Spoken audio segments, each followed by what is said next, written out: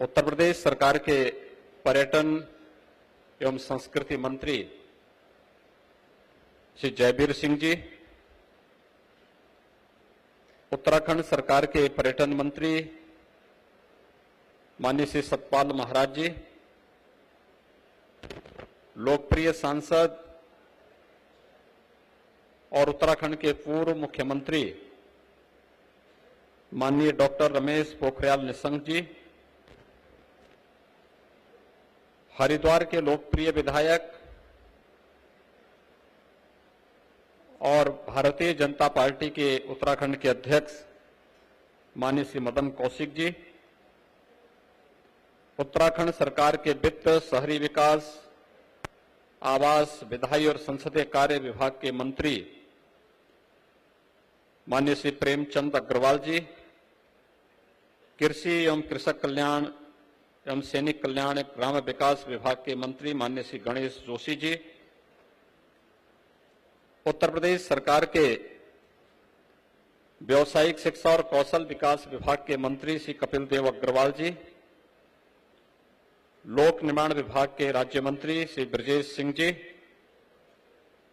सभी माननीय विधायकगण, जनप्रतिनिधिगण और जिनके आशीर्वाद से, जिनको साक्षी मान करके आज यहां पर एक कार्यक्रम हो रहा है पूज्य संत जनों की उपस्थिति में। यहां पर हमारे पूज्य संत जन, जिनका आशीर्वाद यहां पर हमें आज प्राप्त हो रहा है, इन सभी पूज्य संतों का, जिनकी उपस्थिति में पूज्य युग पुरुष स्वामी परमानंद जी महाराज, पूज्य स्वामी ज्ञानदेव सिंह जी महाराज, स्वामी रविंद्रपुरी जी महाराज, स्वामी भगतराम मुखिया जी, स्वामी चिदानंद मुनि जी महाराज, स्वामी यतीन्द्रानंद गिरी जी महाराज, स्वामी हरि चेतनानंद जी महाराज, स्वामी विष्णुदास जी महाराज, स्वामी महंत देवानंद सरस्वती जी महाराज, महंत ईश्वरदास जी महाराज, स्वामी शिव प्रेमानंद पुरी जी महाराज, महंत महेश पुरी जी महाराज, महंत अरुणदास जी महाराज, महंत चेताईनाथ जी महाराज, ऐसे सभी हमारे पूज्य संत जनों की एक लंबी श्रृंखला यहां पर है। मैं उन सबको नमन करते हुए उनका आज के इस कार्यक्रम में हृदय से अभिनंदन करता हूं, उनका हृदय से स्वागत करता हूं। आज का कार्यक्रम आपके सामने हमारे मंच पर अभी जिन महानुभावों का उद्बोधन आप सबको सुनने को मिला है, उससे बहुत स्पष्ट हो चुका है। उत्तराखंड बनने के बाद उत्तर प्रदेश और उत्तराखंड के बीच में संपत्ति विवाद चला आ रहा था और 21 वर्षों से यह मामला जब आपसी सहमति और संवाद से नहीं सुलझ पाया तो ये न्यायालय में चला गया और न्यायालय में जाने के बाद अनसुलझा हो गया। 2017 में जब मुझे उत्तर प्रदेश का मुख्यमंत्री बनाया गया और उसी समय भारतीय जनता पार्टी की सरकार से त्रिवेंद्र सिंह रावत जी के नेतृत्व में उत्तराखंड में बनी, एक मामला सुप्रीम कोर्ट में जो चल रहा था, सुप्रीम कोर्ट ने बहुत तीखी टिप्पणी की थी। मुश्किल से सरकार बने हुए एक सप्ताह हुए थे, इस समय तीखी टिप्पणी हुई थी। तो मैंने अपने उत्तर प्रदेश सरकार के अधिकारियों से पूछा, मैंने कभी ये न्यायालय को, माननीय न्यायालय को इसमें इतनी तीखी टिप्पणी करने की आवश्यकता क्यों पड़ी? क्या हम इसका समाधान बैठ करके नहीं कर सकते थे? लेकिन जो अक्सर नौकरशाही की प्रवृत्ति होती है टाल मटोल करने की,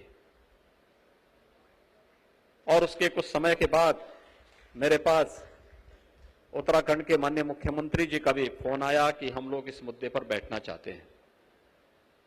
मैंने कहा भी हम बैठ करके इसका समाधान हम भी चाहते हैं और मैं आज धन्यवाद भी दूंगा और बधाई भी दूंगा श्री पुष्कर सिंह धामी जी को और उनकी पूरी टीम को कि यहां पर अलकनंदा उत्तराखंड सरकार को प्राप्त हो गया है और उत्तर प्रदेश को भागीरथी मिल गई है। भाइयों बहनों, भारत की जो जीवन धारा है, उस जीवन धारा की आत्मा है मां गंगा। और गंगा तब बनती है जब अलकनंदा और भागीरथी एक साथ मिलती है, तभी गंगा बनती है। तो ये भारत की एक उज्ज्वल जीवन धारा है, जिसको लेकर के जो प्रधानमंत्री मोदी जी की उस परिकल्पना को, एक भारत श्रेष्ठ भारत की परिकल्पना को साकार करता है कि लोकतांत्रिक रूप से चुनी गई सरकारें अपनी समस्या का समाधान संवाद के माध्यम से करेंगे और संवाद के माध्यम से समस्या का समाधान का एक उत्कृष्ट उदाहरण आपके सामने इन दोनों सरकारों ने एक साथ मिलकर के किया है कि आज से अलकनंदा उत्तराखंड सरकार के लिए और भागीरथी का जो नया निर्माण हुआ है, ये उत्तर प्रदेश सरकार के लिए यहां पर आज समर्पित किया जा रहा है। एक बहुत बड़ा अवसर है दो राज्यों के बीच में आपसी संवाद से समस्या का समाधान निकालना, और नहीं तो ये अंतहीन सिलसिला चलता, लोअर कोर्ट में, फिर हाई कोर्ट में, फिर सुप्रीम कोर्ट में, फिर सुप्रीम कोर्ट एक बार फैसला देता, फिर रिवीजन में लोग जाते, फिर उसके बाद जो है तमाम अन्य उसमें उलझाने के लिए 10 बहाने होते हैं। लेकिन हम लोगों ने मोदी जी से एक ही बात सीखी है कि मामले को उलझाना नहीं है, बल्कि उसकी जड़ में पहुंच करके उस समस्या का हमेशा के लिए समाधान निकालना है। और उसका समाधान के रास्ते पर उत्तर प्रदेश और उत्तराखंड सरकार दोनों मिलकर के आगे बढ़ रही हैं, जिसमें आज अलकनंदा जो होटल है वह उत्तराखंड सरकार को, आज मैंने यहाँ पे उत्तराखंड के मुख्यमंत्री जी को उसकी चाबी सौंपी है। अब उत्तराखंड में अलकनंदा होटल का पूरा मुनाफा उत्तराखंड सरकार ले और उत्तर प्रदेश अपना पर्यटन आवास गृह के रूप में इस भव्य भवन को, जो आज पूज्य संतों के आशीर्वाद से यहाँ पर आज प्रारंभ हो रहा है, वह उत्तर प्रदेश वासियों के लिए यहाँ पर निर्मित होकर के हम यहाँ पर उत्तर प्रदेश को उपलब्ध करवा रहे हैं। एक साथ ये प्रक्रिया संवाद के माध्यम से समाधान के रास्ते पर निकल सकती है और उसी समाधान के रास्ते को आगे बढ़ाते हुए हम लोगों ने ये कार्य किया है। भाइयों बहनों, ये उत्तराखंड देवभूमि है और उत्तराखंड के देवभूमि न केवल भारत की आध्यात्मिक रूप से पूरे भारतवासियों को, 100 करोड़ भारतवासियों को अपनी ओर आकर्षित कर सकती है, उतनी क्षमता रखती है। कौन ऐसा भारतीय होगा जो उत्तराखंड के 4 धामों का दर्शन करने के लिए ललायित न हो? कौन ऐसा होगा जो हरिद्वार में मां गंगा में हर जी की पेड़ी में स्नान करने के लिए अपने आप को उतावला न पाता हो? पूरा देश और पूरी दुनिया के अंदर बसा हुआ हर सनातन हिंदू धर्मावलंबी की इच्छा होती है कि हम लोग इस पवित्र धाम के साथ जुड़े। और मैं जब उत्तराखंड की बात करता हूं तो स्पिरिचुअल टूरिज्म के साथ साथ इको टूरिज्म की अपार संभावनाएं उत्तराखंड के अंदर मौजूद हैं।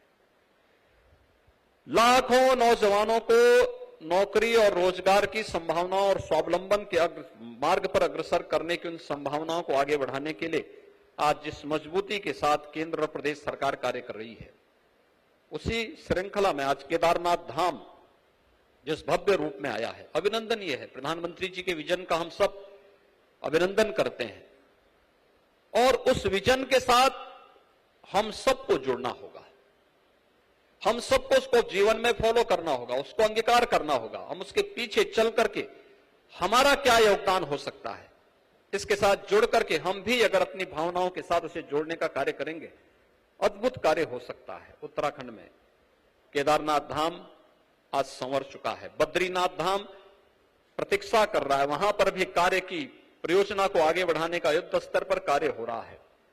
हरिद्वार पहले की तुलना में काफी विस्तार हुआ है, काफी अच्छी सुविधाएं मिली हैं। ऋषिकेश में भी उन प्रकार की सुविधाओं को आगे बढ़ाने का कार्य, उत्तराखंड बनने के बाद उत्तराखंड ने अपनी एक नई यात्रा प्रारंभ की है, विकास की यात्रा। यहां की सुख और समृद्धि का आधार बने, यह हम सबके लिए अत्यंत महत्वपूर्ण है। और उसी दृष्टि से आज का एक कार्यक्रम उसी श्रृंखला को आगे बढ़ाने का एक अभियान भी है। मैं इस अवसर पर उत्तराखंड के अपने सभी भाइयों से यही कहूंगा कि हम सबको मिलकर के इस अभियान का एक साथ मिलकर के इसे आगे बढ़ाना होगा।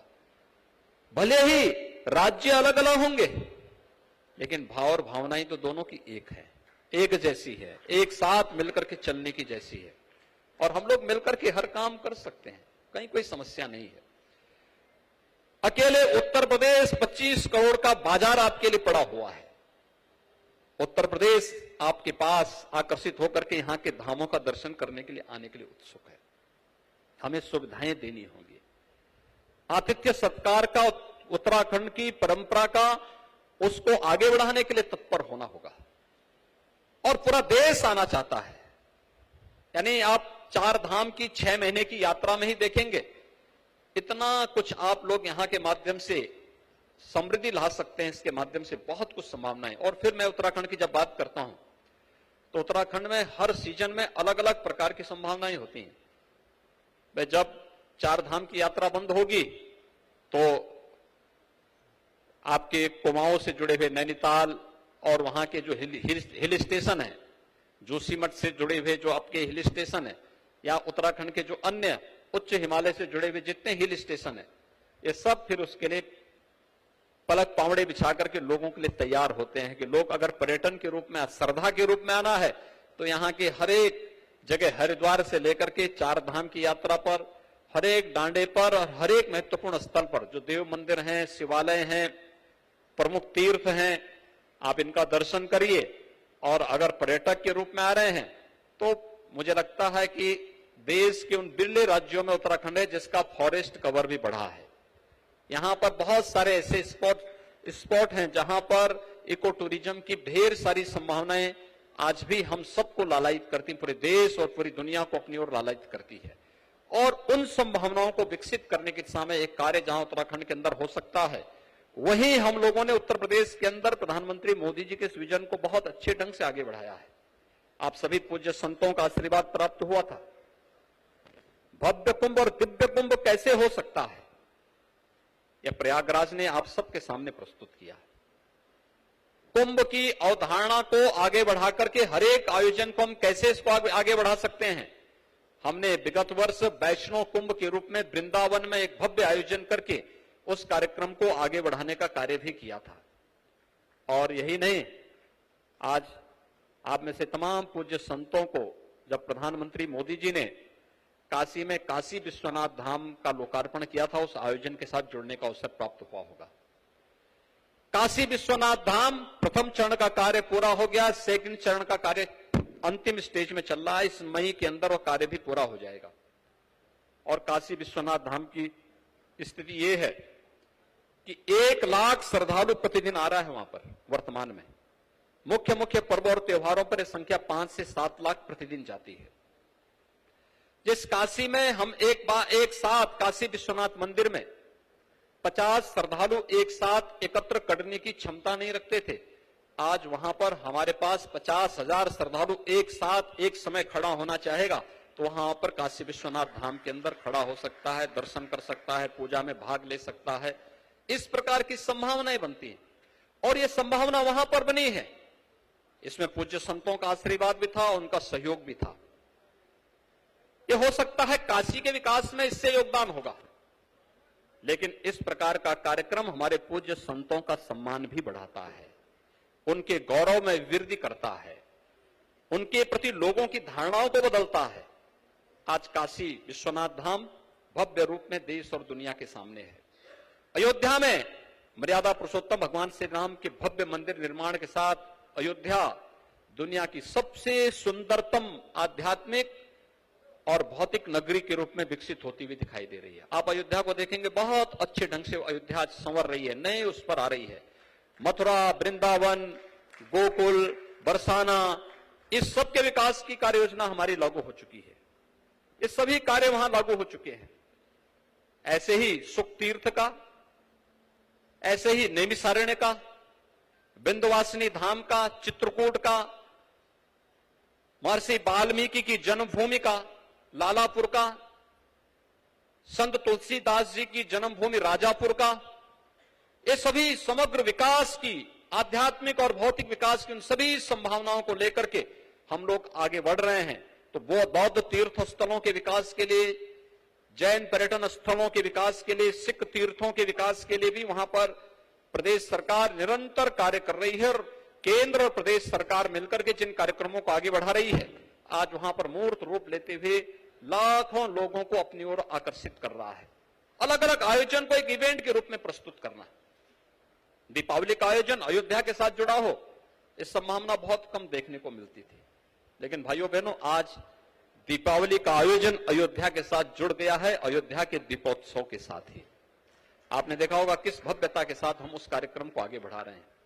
ऐसे ही होली का आयोजन वृंदावन और बरसाना के साथ जुड़े, ये नहीं होता था, लेकिन अब जुड़ चुका है। होली का उत्सव बरसाना के साथ जुड़ चुका है। ऐसे ही देव दीपावली उत्तराखंड में ही मनाई जाती है, लेकिन देव दीपावली की जब चर्चा हो रही है तो देव दीपावली काशी की मनाई जाती है। काशी की भव्य स्वरूप आप सबको देखने को मिलता होगा, काशी की देव दीपावली। हर एक आयोजन को, कृष्ण जन्माष्टमी, भगवान कृष्ण का जन्म उत्तर प्रदेश में हुआ, तो उत्तर प्रदेश के अंदर कृष्ण जन्मोत्सव का कार्यक्रम को भी इसी रूप में हम लोग लेने का कार्य कर रहे हैं। हर एक आयोजन को एक इवेंट के रूप में प्रस्तुत करना और उस इवेंट को यादगार बना देना, जिससे लोग उस दिन की प्रतीक्षा करें और फिर वहां आने के लिए पहले से ही तत्पर दिखाई दें। आज इस रूप में उत्तर प्रदेश समग्र विकास की उन कार्यक्रमों को आगे बढ़ा रहा है। पर्यटन की संभावना हो, उत्तर प्रदेश के समग्र विकास का हो, उत्तर प्रदेश की कानून व्यवस्था का हो, उत्तर प्रदेश के अंदर रोजगार का हो, उत्तर प्रदेश के अंदर ढेर सारी उन योजनाओं को जो एक सामान्य नागरिक के जीवन में परिवर्तन करने का हो, उन सभी कार्यक्रमों को आगे बढ़ाने के लिए हम लोग निरंतर वहां पर प्रयास कर रहे हैं। और मेरा मानना है कि कृषि के बाद सर्वाधिक पर्यटन की संभावना, सर्वाधिक रोजगार देने वाला जो क्षेत्र हो सकता है वो पर्यटन का हो सकता है। सर्विस सेक्टर में अपार संभावनाएं, क्योंकि जब हम एक महत्वपूर्ण तीर्थ स्थल को, जिसे हम आज तीर्थ स्थल मान रहे हैं और हम आस्था के साथ जाते हैं, ये हमारी आस्था को पवित्र तो बनाता ही है, लेकिन भाइयों बहनों ये हमारी आस्था के साथ साथ ये हमारी राष्ट्रीय एकात्मता के तीर्थ स्थल भी हैं। राष्ट्रीय एकात्मता को पूरी ऊर्जा यहां से प्राप्त होती है। राष्ट्रीय एकात्मता को पूरी मजबूती और पूरा तेज और ओज वहीं से प्राप्त होता है, और उसी तेज और ओज के लिए इन सभी पवित्र स्थलों के पुनरुद्धार के इस पवित्र कार्यक्रम के साथ हम सबको जुड़ने का अवसर प्राप्त होता है। मैं कल गया था, पूज्य स्वामी रामदेव जी महाराज ने और आचार्य बालकृष्ण जी ने उत्तराखंड में यमकेश्वर विकास खंड में एक वेलनेस सेंटर की स्थापना की है। मैं देखा हूं, कल मैं लगभग 1.5 से 2 घंटे वहां पर था। कितना बेहतरीन केंद्र बनाया गया है। सचमुच मैं अभिनंदन करूंगा उनका कि उन्होंने एक अच्छे केंद्र को, यानी जो एक पहाड़ी, सूखी पहाड़ी थी, मुझे परसों ही इसके बारे में जब आचार्य जी ने बताया, स्वामी चिदानंद मुनि जी महाराज ने बताया कि अच्छा वहां पे बना हुआ है, तो मैंने इस बारे में कहा। यद्यपि कार्यक्रम के ठीक पहले खूब बारिश हुई, खूब आंधी चली, लेकिन जब हमारा कार्यक्रम वहां बनने के लिए हुआ तो मौसम बहुत शांत और सुहावना हो गया था। आप जब यहां टेम्परेचर में 45 डिग्री टेम्परेचर में यहां पर मैदानी क्षेत्र में रहे होंगे, तो हम लोग वहां 15 डिग्री टेम्परेचर में वहां पर उस क्षेत्र में भ्रमण कर रहे थे। उनके बगीचे में वहां पर हम लोग वेलनेस सेंटर, उस पूरे क्षेत्र में हम भ्रमण कर रहे थे। कितना आनंददायक क्षेत्र बना था। सूखी पहाड़ी, कुछ नहीं होता था, एकदम पथरीली पहाड़ी, पत्थर भी सामान्य नहीं, वे मोटे मोटे पत्थर, जिसमें अगर किसी का नंगा पैर पड़ जाए तो वह कांटे बगैर छोड़ेगा नहीं। उस पथरीली जमीन पर आज कल मैं देख रहा था, मैंने वहां पर आड़ू खाया, खुमानी खाया। खुमानी मुझे परसों भी वहां खाने का अवसर प्राप्त हुआ था। और कल मैंने फल देखे, वहां नींबू की अलग अलग वैरायटी देखी, चंदन के पेड़ देखे, 40,000 से अधिक वृक्ष, चंदन है, आरारोट है, आंवला है, नींबू है, खुमानी है, आड़ू है, ऐसी अलग अलग वैरायटी की पूरा जंगल लहराता हुआ दिखाई दे रहा। और आप अन्य पहाड़ियों से उसकी तुलना करेंगे तो एक नई आध्यात्मिक ओज वहां पर देखने को मिल रहा है कि किसी ऋषि की कर्म साधना का यह वास्तविक क्षेत्र बना हुआ है। और वह कर्म क्षेत्र की साधना का जो क्षेत्र बना है, उसका ओज और उसका तेज उस पहाड़ी के अंदर स्वतःस्फूर्त भाव के साथ देखने को जो मिला वहां पर मुझे, वो अद्भुत है। और केवल तीर्थ स्थल ही नहीं, वहां पर पर्यटन की संभावनाओं को विकसित करने के साथ साथ वेलनेस सेंटर, यानी अगर कोई बीमार व्यक्ति वहां पहुंच जाएगा तो अपने आप ठीक हो जाएगा। यानी अगर किसी को लंग्स की परेशानी है और उसको मास्क लगा करके चलने के लिए डॉक्टर अगर कहते हैं और उसको थोड़ी सी पॉल्यूशन में खांसी आने लगती है, वह एक सप्ताह अगर वहां रह जाए तो पूरी खांसी गायब हो जाएगी, लंग्स फिर से मजबूती पकड़ने लग जाएंगे। और लंग्स तो शरीर का एक ऐसा हिस्सा है कि अगर वह कार्य नहीं करेगा तो शरीर का पूरा पंप स्टेशन ही बैठ जाएगा।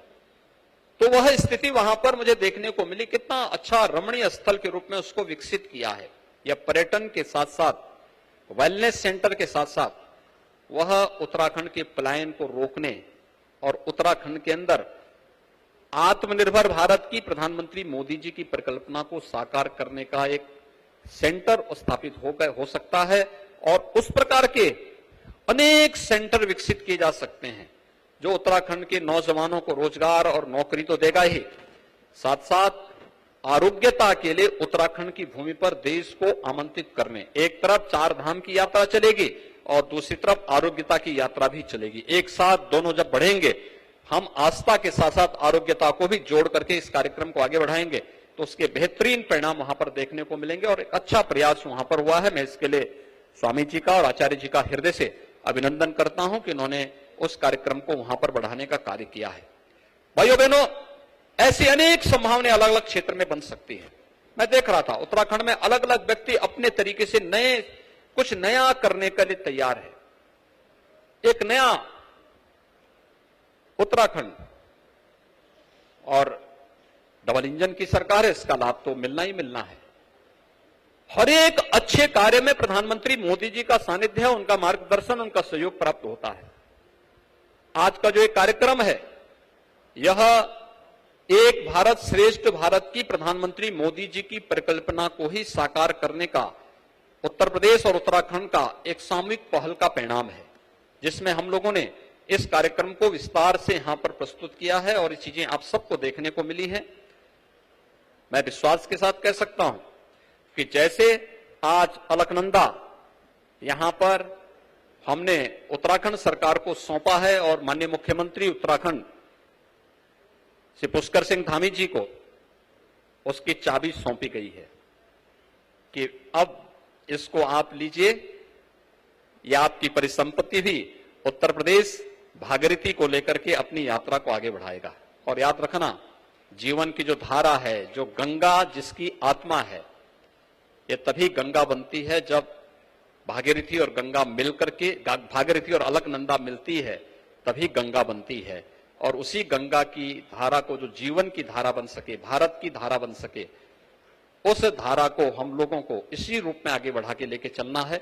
जितनी भी हमारी समस्याएं हैं, वे सभी समस्याएं बहुत अच्छे ढंग से समाधान की ओर बढ़ी हैं और उसका समाधान, सबका समाधान होगा। हमने कहा ना, हम समस्याओं को छोड़ते नहीं, ध्यान से सुनेंगे, लेकिन समाधान उसका इस रूप में निकालेंगे कि हर पक्ष अपने आप को संतुष्ट महसूस करेगा और हर व्यक्ति प्रफुल्लित महसूस करेगा। और यह स्थिति रही।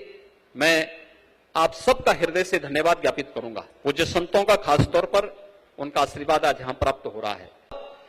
अच्छी अनुभूति, बहुत ही अच्छी चीजें यहां पर देखने को मिली। बहुत अच्छी दिशा में यहां पर उत्तराखंड अच्छे आगे बढ़ रहा है और मुझे विश्वास है कि उत्तर प्रदेश और उत्तराखंड मिलकर के यहां के विकास के लिए जो कुछ भी सहयोग हो पाएगा, उत्तर प्रदेश सरकार इसमें भरपूर सहयोग करेगी। हम लोग सभी मिलकर के, मुझे लगता है उत्तर प्रदेश वासी इस बारे में भावनाएं रखता है कि यहां का समग्र विकास होना चाहिए। यहां पर हर एक समस्या के समाधान के लिए यहां की सरकार के द्वारा जो पहल की गई है, उसमें एक सकारात्मक सहयोग मिलना चाहिए और उस सकारात्मक सहयोग के लिए हम सभी लोग मिलकर के कार्यक्रम आगे बढ़ाएंगे। मैं एक बार फिर से यहां के माननीय मुख्यमंत्री जी का और उनकी पूरी टीम को हृदय से धन्यवाद दूंगा कि उनके सकारात्मक सहयोग से सभी कार्यक्रम समयबद्ध ढंग से आगे बढ़े। त्रिवेंद्र सिंह रावत जी ने जिस पहल को आगे बढ़ाया था, पुष्कर सिंह जी ने उसको चरम तक पहुंचा करके उसको समाधान के मार्ग तक आगे बढ़ाया है और आज यहां पर पूरी तरह समाधान के उस पर हम पहुंच चुके हैं। पूज्य संतों के सानिध्य में सारे कार्यक्रम आज यहां पर संपन्न हुए हैं। और पूज्य संत तो वैसे भी उनका अपना कुछ भी नहीं होता, जो कुछ भी होता है लोक का होता है, समाज का होता है, राष्ट्र का होता है, धर्म का होता है। तो राष्ट्र और धर्म के लिए समर्पित इन पूज्य संतों के सानिध्य में सभी कार्यक्रम आज यहाँ पर संपन्न हो रहे हैं। मैं इसके लिए पूज्य संतों का एक बार फिर से अभिनंदन करता हूं। यहाँ के जितने भी हमारे जनप्रतिनिधि हैं, मीडिया के प्रतिनिधि हैं, उन सबको भी मैं हृदय से धन्यवाद देता हूं कि आप सबके कारण आज हमारा एक कार्यक्रम यहाँ पर पूरी भव्यता के साथ आयोजित हुआ है और हम लोग अब उत्तराखंड और उत्तर प्रदेश मिलकर के एक नए विकास की यात्रा की ओर अग्रसर होंगे, जिसमें यहाँ के समग्र विकास की, यहाँ के आध्यात्मिक और धार्मिक काया कलेवर को सुरक्षित रखते हुए एक नए काया के रूप में हम लोग इसको आगे बढ़ाने का कार्य करेंगे। मुझे पूरा विश्वास है कि हम दोनों मिलकर के प्रधानमंत्री मोदी जी के एक भारत श्रेष्ठ भारत के निर्माण में अपना योगदान दे पाएंगे। मैं एक बार फिर से आप सभी के प्रति हृदय से धन्यवाद देता हूं, आप सबका अभिनंदन करता हूं, अपनी शुभकामनाएं आप सबके प्रति व्यक्त करते हुए यहां पर मां गंगा को, जिनके सानिध्य में और जिनके तट पर यह कार्यक्रम यहां पर आयोजित हो रहा है, कोटि कोटि नमन करते हुए कि उनकी कृपा हम सब पर सदैव बनी रहे। मां वैष्णो देवी का और मां चंडी देवी का भी आशीर्वाद हम सब पर बना रहे। आज केदारनाथ धाम के भी कपाट खुलने हैं, तो कल खुलने हैं, कल कपाट खुलने हैं। 2 धाम यमुनोत्री और गंगोत्री के कपाट खुल चुके हैं और परसों बद्रीनाथ धाम के भी कपाट खुलने हैं। अब यात्राएं प्रारंभ हो चुकी है, यात्रा का हम आनंद लें और एक अतिथि सत्कार का उत्कृष्ट उदाहरण हम प्रस्तुत करें। उत्कृष्ट उदाहरण हमें प्रस्तुत करना होगा और मुझे लगता है कि यही हमारी पहचान बनेगी, यही उत्तराखंड को एक नई पहचान बनाने के लिए यह हमें आगे बढ़ाएगा। मैं एक बार फिर से आप सबके प्रति अपनी शुभकामनाएं देता हूं, पूज्य संतों का अभिनंदन करता हूं, उनका आभार व्यक्त करता हूं। उत्तराखंड सरकार को इस समस्या के समाधान के हृदय से धन्यवाद देते हुए अपनी वाणी को यहीं पर विराम देता हूं। धन्यवाद, जय हिंद। नमस्कार, मैं हूं मानक गुप्ता। अगर आपको हमारा ये वीडियो पसंद आया हो तो इसे लाइक और शेयर जरूर करें और हां, हमें सब्सक्राइब और फॉलो करना ना भूलें ताकि आप देश और दुनिया की कोई खबर मिस ना करें। तो जुड़े रहिए हमारे साथ और देखते रहिए न्यूज़ 24।